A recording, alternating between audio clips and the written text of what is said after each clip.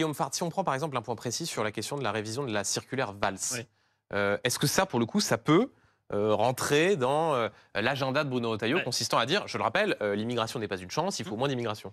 La circulaire Valls, c'était quoi? C'était de dire que dans certains cas, on pouvait vous régulariser si, par exemple, vous aviez des enfants scolarisés en France, Ouais. si vous travaillez. Il faut quand même rappeler que beaucoup de personnes sans papier cotisent avec une hypocrisie absolue vis-à-vis des URSSAF, puisque les URSSAF encaissent des cotisations de la part de beaucoup de gens qui sont en situation régulière, mais qui travaillent néanmoins, et dont on va dire maintenant qu'il faudrait les sortir. Après, quand on regarde les chiffres sur les OQTF, bon, alors effectivement, il y en a un petit peu plus de 100 000, mais quelle est la part qui concerne réellement des personnes qui ont commis des faits de délinquance en France? J'ai repris le rapport de la 4e chambre de la Cour des comptes au mois de janvier, c'est 1,5%.